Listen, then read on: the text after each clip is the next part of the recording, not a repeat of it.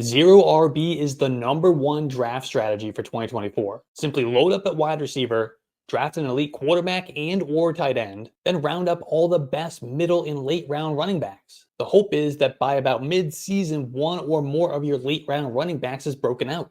And when that happens, you suddenly have a super team because now you have all of those early stud wide receivers, an elite quarterback, and a top 5 or 6 tight end, plus a breakout running back or two. Good luck to anyone trying to stop that team from winning a championship. So with all that in mind, I've made a list of all the running backs that will help us execute a flawless zero RB strategy in 2024. It's a combination of high floor guys who will help us get that early season production, plus a few who can become that mega breakout that drives us home to a title. David Montgomery was a prime zero RB target in 2023. The shine has worn off a little bit in 2024 after the second half breakout from his running mate, Zamir Gibbs. But that doesn't mean David Montgomery shouldn't still be a target for zero RB drafters. He's still going to be quite involved in the offense and projects to lead the Lions in carries. This is a good offense, and we just generally want to target running backs in good offenses. In fact, the Lions have been so good over the last 2 seasons that they've been able to produce multiple top 24 running backs in back-to-back seasons. I expect that will happen again in 2024 with both Zamir Gibbs and David Montgomery scoring as top 24 at the position. And if anything happens to Zamir Gibbs, that opens the door for David Montgomery to start scoring as an RB1. That's why I'm so comfortable making David Montgomery my first running back in a zero RB build. He gives us a solid floor with immediate production in a shared backfield, but we also get that contingent upside in the case of a Zamir Gibbs injury. If I'm drafting zero RB in 2024, I'm probably going to end up with one of the Steelers running backs. If it's not Najee Harris, it's going to be Jaylen Warren. And Harris falls down to round 7 because fantasy drafters just in general are down on him. However, Harris has run for over 1,000 yards in all 3 of his seasons and seems to be a lock for at least 250 carries in 2024. This is going to be a run-heavy offense with enough work for both Najee Harris and Jaylen Warren to eat. And the Steelers' offense could absolutely exceed expectations with Russell Wilson at quarterback, which would only be a positive for these running backs. And remember, Najee Harris is playing for a new contract. He's going to be motivated to have a great season. He worked hard this offseason, he got into better shape, he dropped some weight, and that should help him be more agile and explosive. And if that means we get more explosive runs after finishing last season top 5 in runs of 15 yards or more, then we could be in for a career year for Najee Harris. And at the same time, we look at Jaylen Warren, who actually outscored Najee Harris in 2023. He was phenomenal. He was top 5 among running backs in both targets and receptions, and he ranked number 9 in yards per route and catch rate. And he was even better on the ground. He averaged 5.3 yards per carry. He ranked number 3 in yards created per touch. And he led all running backs in evaded tackles per touch. And that's all according to Player Profiler. And now, just like Najee Harris, he's going to benefit from a running back-centric offense and improved quarterback play. So both of these guys are going to provide standalone value with massive contingent upside if anything were to happen to the other. Zamir White was essentially given the chance to audition for the Raiders' RB1 job at the end of last season. A quad injury knocked out Josh Jacobs for the final 4 weeks, and the team made Zamir White the workhorse. And White played more than 70% of the snaps in 3 of his 4 starts, and he averaged 23 carries and 114 yards per scrimmage over that stretch. He was the RB12 in fantasy points during that period, averaging 15.2 in PPR formats. And the Raiders clearly liked what they saw because not only did they let Josh Jacobs walk in free agency, but they really didn't do much to replace him. So that indicates to me that the front office and the coaching staff, they're comfortable with Zamir White and they are confident that he can handle a feature role. And that's the same coaching staff that has indicated all offseason that they intend to run the ball a ton. So Zamir White should easily eclipse 250 carries. And the Raiders have a good enough defense to keep games close and a poor enough quarterback situation to deter the coaches from abandoning the run game. And White will probably be more involved in the passing game than most are projecting as well. He may not be a receiving weapon per se, but Zamir White can reach 50 to 60 targets on checkdowns, swings, and screens. In fact, he was targeted 13 times between week 15 and week 18 last season. And that extrapolated out for a full season would come out to about 55 targets. Brian Robinson's ADP is being suppressed because of the offseason addition of Austin Ekeler. Yes, that dusty Austin Ekeler who was running in mud last season and came in to replace Antonio Gibson more than take away work from Brian Robinson. this is not going to be a 50-50 split. It's going to be Brian Robinson's backfield. Brian Robinson was an RB2 in fantasy points per game last season, and he looked good doing it. He was top 15 in yards per touch, top 20 in evaded tackles per touch, and number 7 in yards created per touch. That's all according to Player Profiler.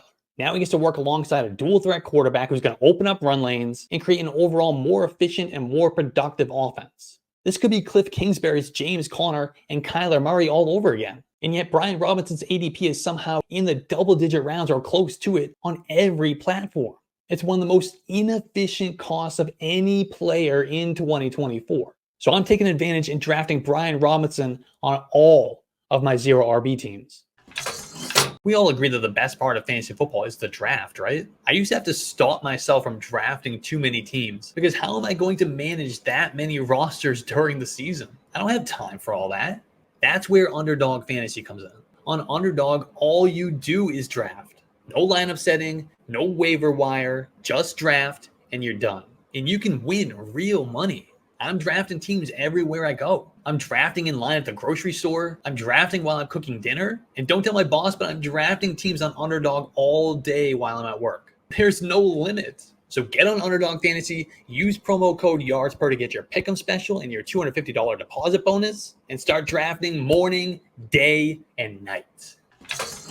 I've been saying it all offseason, but Trey Benson is one of my absolute favorite targets when I'm drafting 0 RB. He gives us this high league-winning upside that we're looking for when utilizing this strategy. He might start the season as a backup, but that just means he's going to be an elite, high-end handcuff, one of the best in fantasy football. But we know James Conner is 29 years old, and he's never made it through a full season in his entire career. So it feels pretty safe to say that Trey Benson, whether it be through injury or because it's just overall better than James Conner at this point in their careers, he's going to be starting games at some point in 2024.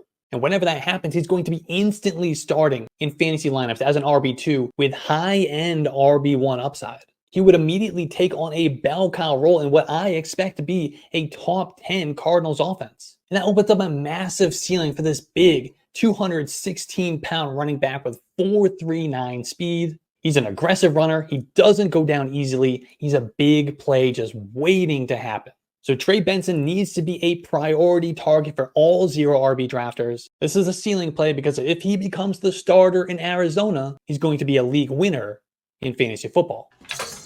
In the same vein as Trey Benson, we are drafting Blake Corum on all 0 RB teams as well. And I know there are still a lot of Kyren Williams believers out there, but he's an undersized running back who kind of came out of nowhere last season. We've seen guys come out and do that before and then face plant the very next season. And then on top of that, he dealt with a number of injuries in 2023. So there are multiple paths for Blake Corum to become that league winner running back in 2024. Whether it's just taking Kyren Williams' job or Kyren Williams gets injured and Corum moves to the top of the depth chart. So whenever that happens, Blake Corum becomes the bell cow running back in one of the league's most explosive offenses. He's going to play damn near every snap. He's going to have a 75+% opportunity share. He's going to get a ton of red zone and end zone opportunities. So once again, if you're drafting 0 RB, Blake Corum needs to be high on your priority list, especially once you crack the double-digit rounds. He could be that guy who leads you to a championship, much like he did at Michigan.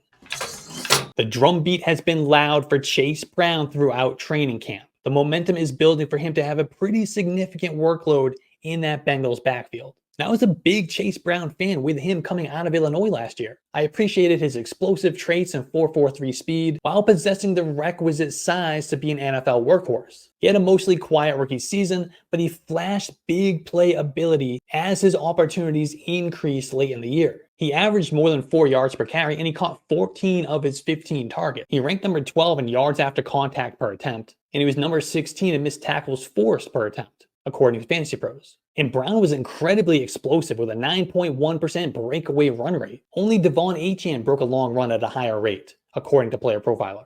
He was also top 12 in fantasy points per opportunity. And that all culminated in an RB10 finish in Week 14 when he totaled 105 yards and a touchdown against the Colts. And he added 3 other top 36 performances between Weeks 13 and Week 18. And remember, this was all done on limited touches, which could be a little bit of a foreshadowing of what's to come when he has a more significant role in 2024.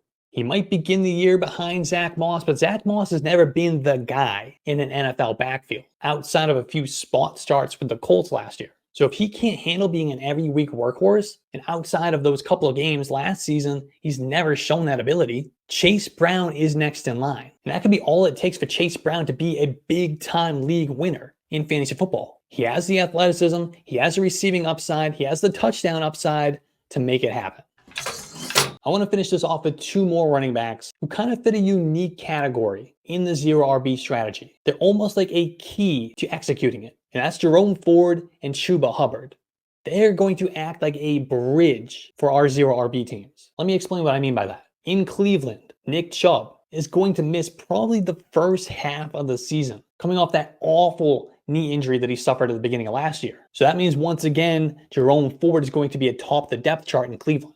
And then in Carolina, rookie Jonathan Brooks is also coming off a mid-season ACL injury that happened in November last year, on top of being a rookie who has never practiced or played on an NFL field. And there's already reports that Jonathan Brooks isn't even going to be ready until about week 3, week 4. So even when he does return, he's probably not going to be atop the depth chart in a full-time bell cow workload until at least the middle of the season. So that means once again, Chuba Hubbard is going to be starting games and getting a ton of work in that Carolina backfield. And that should be an improved Panthers offense. And if you look back at last season for Jerome Ford, he amassed over 1,100 yards from scrimmage and he finished as the RB16 in fantasy football. He scored 9 touchdowns and he finished top 15 in both targets and receiving yards among running backs. And then on the other side, Chuba Hubbard also totaled more than 1,100 yards, and he scored as a top 25 running back 8 times. So if you're utilizing the zero RB strategy, Chuba Hubbard and Jerome Ford provide a fantastic early season value that can bridge that gap to a Trey Benson, Blake Corum, or Jaylen Warren breakout.